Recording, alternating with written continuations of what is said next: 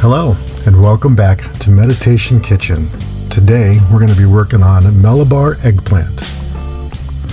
And the video is going in a slightly different direction than what I had planned originally. I had thought I'd show some pictures of India, eggplant in various markets, and how I have a chef friend that decided they were going to make an eggplant dish, and I thought it would be fun to make an eggplant dish along with them, and then we can compare our dishes. I've never really been a huge fan of eggplant, but I thought I would give this a shot and step out of my comfort zone a little bit. Little did I know that for one, I would have problems with the recipe, and for two, just setting up and videoing and the difficulties I had with that. So I thought today I would share some of that with you guys along with how to make Malabar eggplant. Let's start with the fact that I live on a motorhome ranch set up specifically for dogs, so our dog Frankie can have a place to run, interact with other animals, and just have a great quality of life. We live in a Class A motorhome with a very small kitchen. Here's a couple pictures for you, and here's the outside of the motorhome. We keep all of our spices tucked away in one small little area, and this will just give you an idea of what the camera setup is like. I have a folding table, a hot plate, a cutting board, and then some lighting, camera, GoPro. Originally, I'd planned on cooking this dish outside over an open flame. I thought it would be more fun, but then I lost my light and I had to move everything inside and reset up. So let's get started on the dish. We have our eggplant, curry leaves, onion, garlic. We have some green chilies, and we have some dried red chili. So we're going to start by chopping our garlic. Now remember, after I chop my garlic, I'm going to have to wash my knife before I move on to chopping my onion, because no one wants to see a dirty knife when you chop an onion. This is one reason why everything takes so long when you're cooking these dishes, and you don't realize how long this stuff takes. So after we chop the onion, we wash the knife again, and then we move on to the chilies. Now we're going to dice these chilies, and then we're just going to set them aside with everything else that you've chopped. And then after that, we're going to move on to the curry leaves. I can't express the aroma of the curry leaves when I start to cut them. Even when they're just on the cutting board, the smell is absolutely amazing. Now, after we do the curry, we're going to move on to the eggplant. The eggplant is where some magic happens again. Now the eggplant, you're just going to quarter it, and then I take them to the side, and boom, wait a minute, it's not a quarter. I only see 3 pieces of eggplant when I cut 4, and these don't match. Oh, wait, here it is off to the side. Now, once I get my proper eggplant, I can go ahead and have that, and then chop the eggplant. Now, just in case you missed it, I'm going to show you again how I can just make a piece of eggplant disappear. Now watch closely, and boom, 3 pieces of eggplant, not 4. After you get your eggplant chopped, you're going to put it in some salted water just to stop it from browning. Soak it real good. You can set that off to the side. Now we're moving on to the batter for the eggplant. I've got everything pre-chopped, laid out and measured. Being organized is a key to keeping things going well when you're cooking in such a small space. The first thing you're going to do is add your rice flour. Then after that, you're going to be adding your cornstarch. After you add the cornstarch, you're going to add your spices.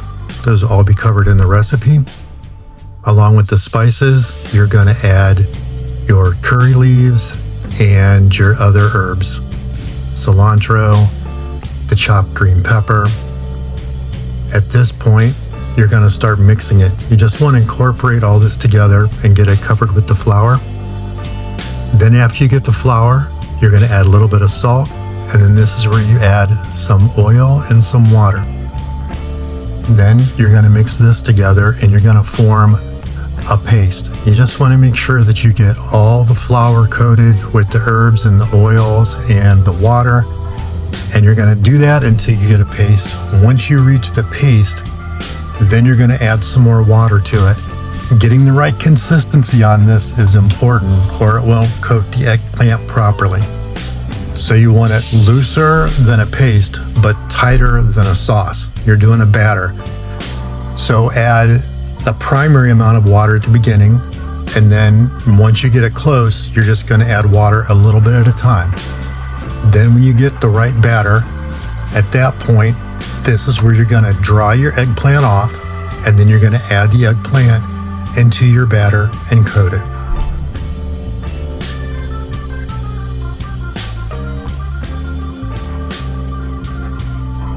Just make sure your eggplant's dry when you add it in there so the batter will stick, and make sure that all of your eggplant is coated on all sides with the batter. This is where things start to go wrong for me. I decide I'm going to try to deep fry the eggplant because I think that'll keep it crisp. It'll keep it not greasy because it's going to crisp up fast. But because the batter has rice flour and cornstarch in it, as soon as they touch each other, they start to stick.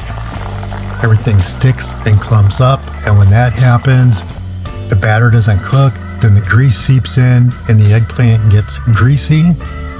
Then the oil cools down and doesn't get crispy, and it just turns into a mess. You can see here when I start to take it out how badly everything is clumped together, and you don't want big clumps of greasy, mushy eggplant. The exact reasons why I don't like it. Look at that. It's just a big clump. So I have to empty out everything, clean the pan, and start over. What I decided to do at this point is I'm going to go with more of a pan fry and not a deep fry, and I'm putting into pieces one by one. Of course, this takes a lot longer, but you get a nice crisp eggplant that's not greasy. Just take a look at this and you'll see the difference between the clumped up ones and these nice crisp eggplant. This is the way you want it to look. Now, in between all this is where some of the meditation comes into play. There were times I just had to sit and take a breath, clean, and move on. But it was a good experience. So now to the sauce. You've got your oil hot. You add your mustard seeds. When they start to pop, you're going to add your dried chilies. Now, you'll see the dried chilies start to gloss over. When it starts to gloss over, it's time to add your curry leaves. And the aroma of the chilies and the mustard seeds and the curry leaves, believe me, it brings the neighbors over. At that point, you're going to add your onions. And again, like I always say, after you add your onions, you're going to turn the heat down a little bit, and you're going to let this saute. You want to give this time. This gives you time to breathe. This gives you time to meditate on the aroma that you get from the mixture of all these herbs. It's overwhelming. And if you take time to be present while you're doing it, and you put intention into your food while you're cooking, trust me, the people eating it will sense it. They will get the flavor and love your food. So you're just going to take your time. Let the onion start to caramelize. Don't rush it. Look at the colors. Smell the aromas. Then you're going to add your spices.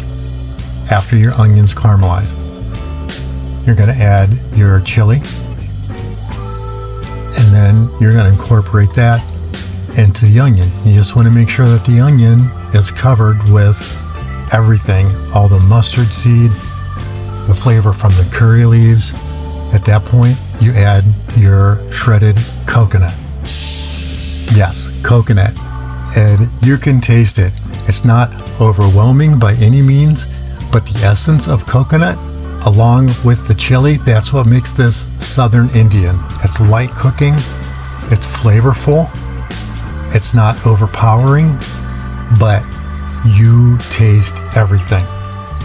Okay, now that you've got the coconut in and it's absorbing all the flavors also, you don't want to cook it so much that it loses its crunch, but you want it to absorb.